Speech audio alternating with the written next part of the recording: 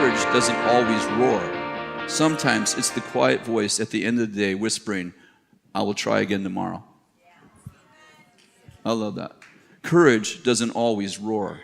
Sometimes it's the quiet voice at the end of the day whispering, I will try again tomorrow. I like to say it like this. Sometimes it's the quiet voice whispering, I'll be back. I'll be back.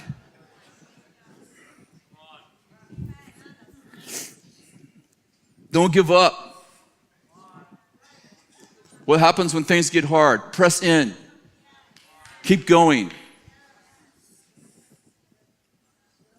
I don't feel good about this. Keep going till you feel good. I've been doing this for a year. Do it for 2. What do I do if the Lord told me to do this and it's not working? Did he tell you to do anything else? No. Keep doing it then. How do I know when to stop? When he gives you a new one.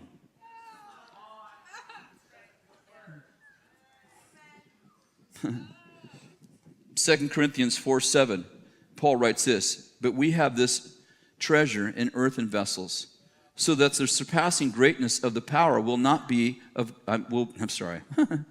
Whew.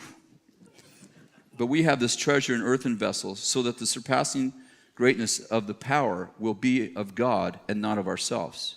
We are afflicted in every way, but we are not crushed, perplexed, but not despairing, persecuted, but not forsaken, struck down, but not destroyed, always carrying about in the body of the dying Jesus, so that the life of Jesus may be manifest in our body. For we who live are constantly being delivered over to death for Jesus' sake, so that the life of Jesus also may be manifest in our mortal flesh. So death works in us, but life in you. But having the same spirit of faith, according to what is written, I believe, therefore I spoke.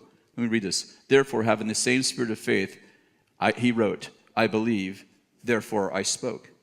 We also believe, therefore we also speak, knowing that he who raised the Lord Jesus from the dead will also with Jesus present us with him. For all things are ours for your sake, so that the grace which is spreading to more and more people may cause the giving of thanks to abound to the glory of God. Therefore, we do not lose heart. I want to stop for just a second.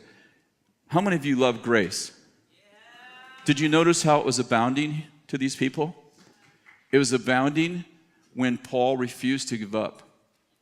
He said, grace is spreading to people. How's the grace spreading? By me not quitting.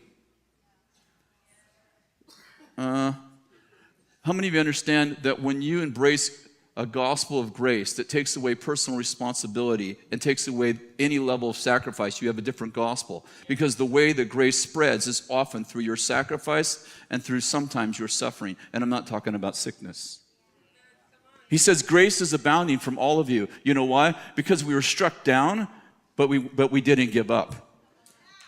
Listen. He says this. He says we were afflicted, but we were not crushed. We were perplexed, but we were not despairing. We were persecuted, but we were not forsaken. We were struck down, but we were not destroyed.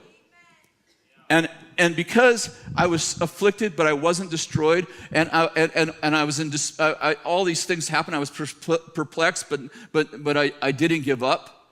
He goes, because of that, grace is spreading to everybody. Grace, God's favor, God's ability to do stuff is spreading because you did stuff.